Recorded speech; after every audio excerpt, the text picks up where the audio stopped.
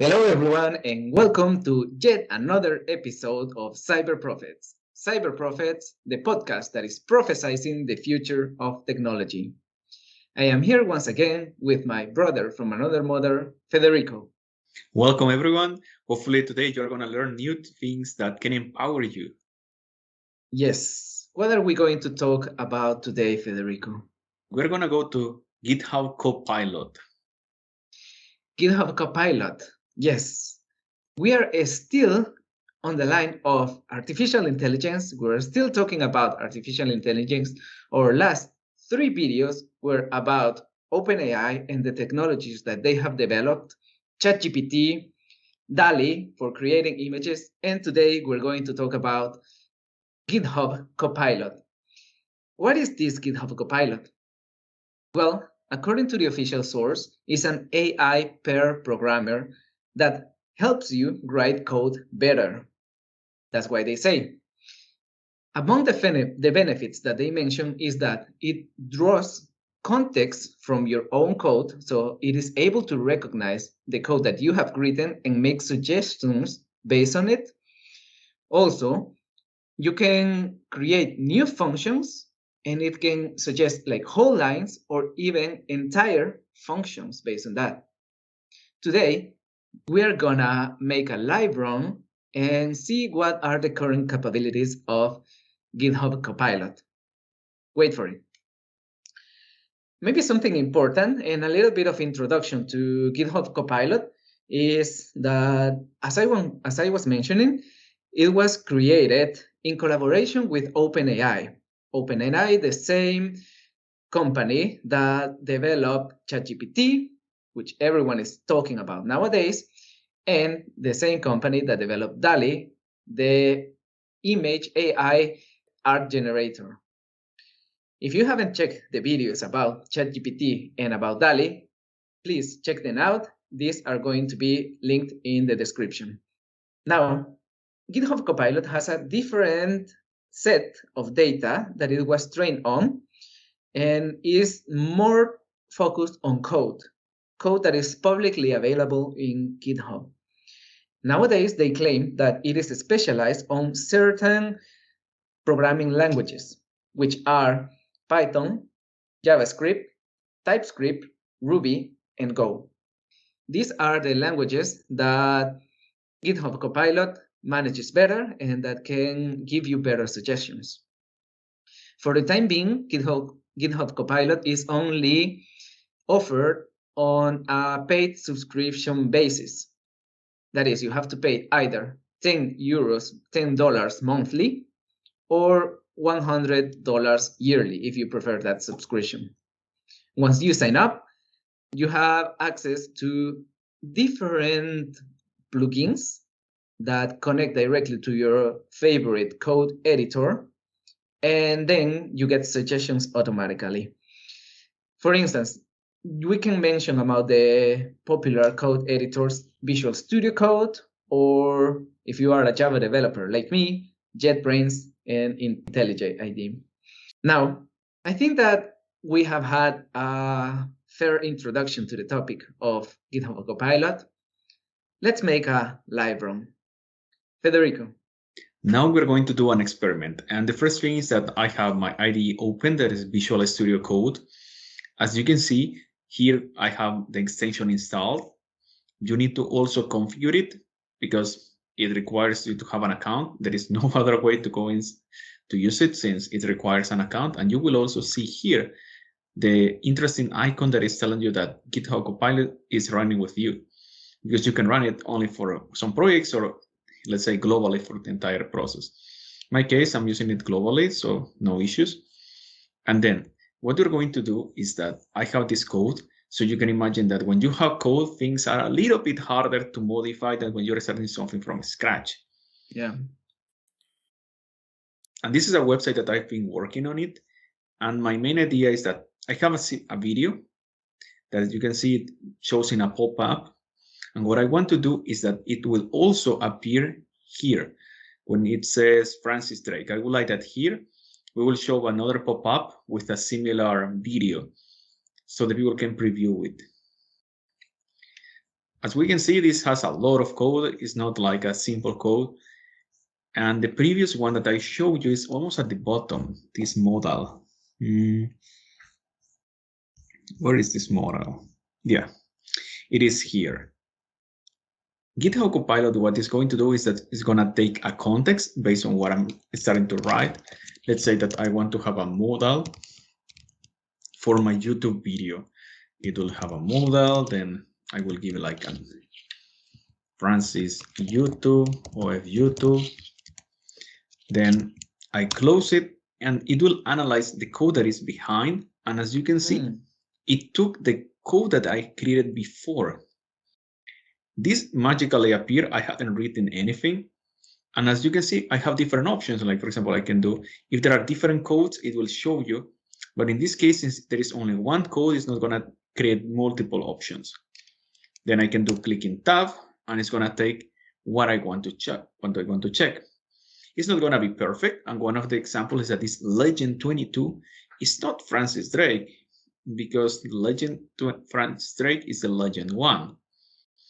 It just took something hierarchically, that it was 21, that it should be 22. So the first modification should be this one. But as you see, it was very minor what I did. The next thing, it created a random YouTube video that matches the previous one, so it can work as it can have nothing. And you see the video doesn't exist. Yeah. I previously created that video. It should be in my history, and it should be this one. This is the video that we're going to use.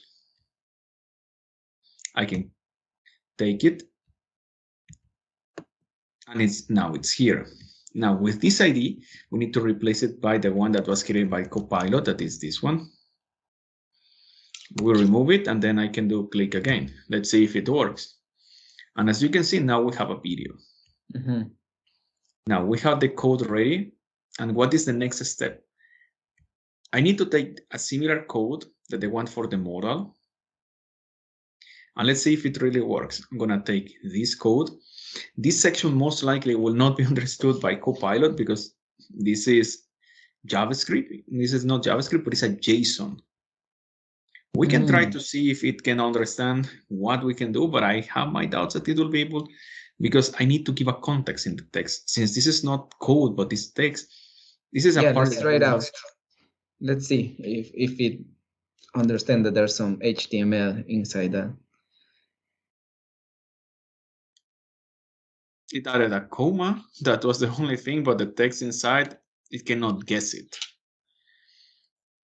But okay, but like I was expecting you to open like an anchor link, an anchor tag, and see how it is completed. Yeah. Did it do something? No. Okay. Well, it added the ending. But it didn't, because it's trying to, it cannot really guess. It might be able to finish the previous code, but it's not really guessable. Yeah. But now that we have this, I can just, if everything is working, this ID should be visible now here, and it should be enough to show the new pop-up. We need to go to the previous page.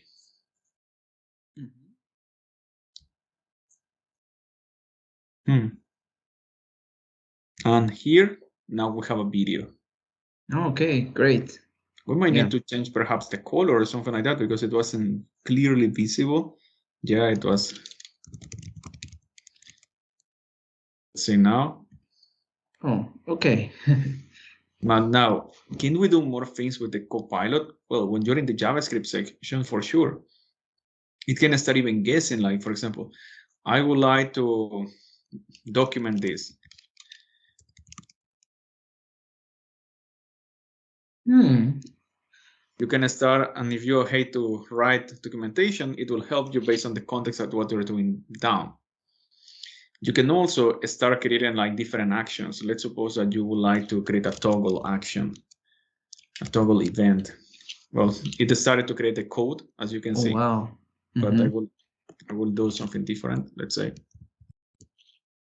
And it immediately created you the piece of code that you can do. And straight away, it started to do all on your own. Yeah. It can analyze the things. It took even a different context because I never expected that it will create menu has children. Well, this comes from before, from a comment. So it even analyzed my comments. And then it created action for that. Mm.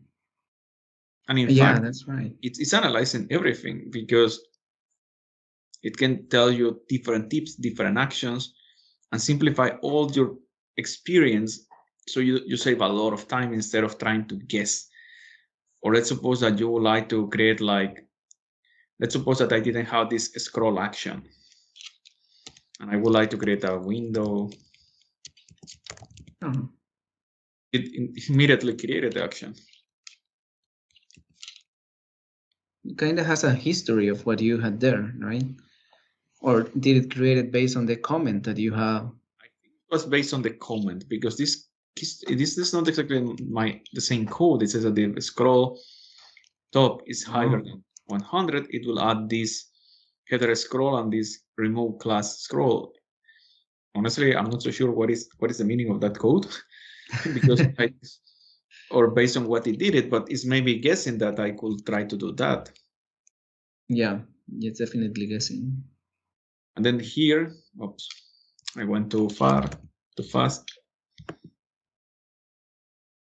It gives us like, okay, then you can do open GitHub Copilot and it will analyze potential codes that you can have based on everything. And all this code that you have here is completely unique. So you can check one of the solutions that meets your criteria. Let's say, maybe this one is what I want, and then the code is here. And all this code is completely unique. So you will not have copyright issues or something like that, that you use open source, that it's something just, let's say it was like a GPL3 or something like that. Every code is completely different. So it saves you a lot of time. Of course, you need to have an idea of what it's doing here, because if not, you might have a trick experience and something can get broken. For example, I might be able to say this, and let's say I need to uncomment this. I think it will break something for sure. It might not be noticeable, but for example, here, I'm not so sure what is changing. More or less breaking something behind. There are some errors. Yeah. Yeah, but these are unrelated. But yeah, there is something here. It's hard to guess what it's doing. But yeah, it broke this code. And if you don't have this plugin, well, you see, if you don't know the code that it's generating, it can break a couple of things. Yeah. But in fact, it simplified a lot your code, because if you need to create that plugin, to modify that, get the code from the YouTube, do all that modification, it will take you some time. For the next time, we're going to go into to create like kind of similar tic-tac-toe like the last time for the ChatGPT, and we're going to use GitHub Copilot in how to create the tic-tac-toe. We will analyze if it's better for this case, or if it's better ChatGPT. We'll have a comparison which one is the best. Amazing, Federico. I think that we can see the benefits right away, and I would like to discuss it a bit with you. So, since this was like your first time using GitHub Copilot, right? Yeah. And how did you feel? How did you feel working with it? I will say that in the beginning it was a little bit tricky, because I didn't know what to expect. Because I think when you have a fewer amount of code, is quicker for obvious reasons. But I still save a lot of time, because you can easily make mistakes when you are creating even that small model. I make mistakes in the past. But what it did in the end is like, well, here you have your piece of code and just modify it to what you need. And that saves you a lot of time. Definitely it saves you a lot of time. And I have here like a couple of notes from what I noticed during our live run. First of all, I am amazed that it recognized the context and it basically replicated the code that you had. What we had about the text completion. I think that was pretty much expected, that it wouldn't be able to autocomplete some text, as it can be like basically whatever. I was amazed that it has the ability to offer you multiple solutions. When you open this GitHub Copilot tab, and it offers you 10 solutions, and you could choose what is the one that is better adapted to your code. I was pretty amazed by that. I found that really useful. And also that it kind of tried to create a code for you based on some comments that you gave, right? On the other hand, I still have to say that you still need like a quite strong knowledge of the code, right? It is not like to create citizen developers, and for our viewers, we'll create a video about the topic in the future. This is not to create citizen developers, probably, but it does simplify your life, right? Yeah. Also, something important was what you mentioned about the copyrights, that all of the code is publicly available. So there's no like law infringement in using any of the code. Probably. It can be, if you don't know the code, remember that the GPL 3 says that any code that you write must keep being open source, must keep the same license. And that's why, for example, Linus Torvalds prevented Linux to start using to move to the GPL 3. That's why it's GPL 2. So it is risky because it can break code. It's not because it's open source you can reuse code. Yeah. Oh, okay. So we have to be aware of what kind of code we get from GitHub Copilot, right? No. GitHub Copilot creates completely new code. That's why you are, let's say, you are safe from that perspective. But if you just go and copy paste a function from GitHub, if you don't know the license, you can get into troubles. Okay. Yeah, that's true. But the data that GitHub Copilot was trained on, do we know if it is like reusable? Should be, right? Yeah, it can be reusable. The thing is that it's creating new code. So it takes an example, then it creates a new one. Probably it will create it differently, and then you avoid the part of the copyrights. Because it's not exactly the same code, but if you just copy and directly paste the function, then you can have issues because you must know the license. Definitely, as what we saw, like with this plugin, that you got it somehow into your code, but without having any idea of what that plugin was or what the code was doing during the previous example of the scroll. So you definitely still need some knowledge, and I will dare to say that you need to have a strong knowledge of the code and what is it doing, but it does simplify your life. And what are your conclusions about today's live run, Federico? I think that GitHub Copilot is a great tool that can empower developers to simplify their lives. However, I will say that it depends on the kind of developer you are. There are other limitations, like GitHub Copilot doesn't work offline. So if you work in some industries that doesn't allow you to use the internet, which I don't know too much which one they will be, you will have some restrictions. It's better, I think, if you work in an organization, so you will have access to the, let's say, an easier agreements with GitHub, aka Microsoft. Yeah. Than if you do it on your own. I'm not sure if you as a developer, how much you will benefit, especially I think that if you're a freelance and you're getting money from that, probably you will be able to perhaps charge a little bit more for your work and then profit from it. But if you are like let's say someone that is more like doing for hobby, I don't think it's exactly the best way to go. It will save you time, but at the same time cost you money. So you need to find how to monetize it first. If you don't have that idea in mind, I will be careful of using it, because remember, it's not free and they will charge you money. Yeah, that's true. It still has some limitations for hobby projects. It might not be the best way to go to, although $10 a month is not that much, but it's still another subscription into your budget. So it's something to think about. And as you mentioned, like regarding the limitations, currently, as I mentioned in the beginning, it has only a certain set of programming languages, which are the strength of GitHub Copilot. So another limitation could be like if you're working in a programming language that is like which one? C#. For instance, yeah. If you're working in one of the programs or the programming languages that is not one of the strengths of the Copilot, then the quality of the code that you might get will not be the same as if you work with JavaScript, for example.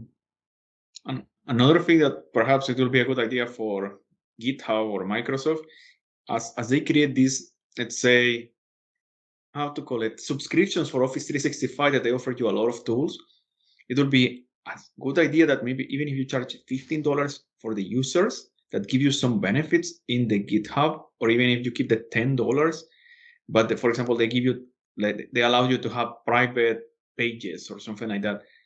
If they give you an additional benefit of using it in combination with GitHub, it can encourage more users to use it, than especially hobbies, than if you just charge me for the GitHub Copilot, because that's something that you need to actively use it to benefit from it.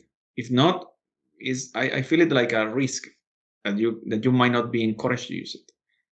Yeah, definitely. And something that I wanted to ask you is, for instance, when we were doing this live run, I noticed that, of course, it did some auto-completion of the HTML tags, right? Yeah.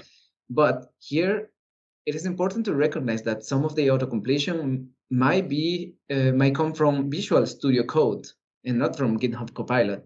So, were you able to tell that, Federico?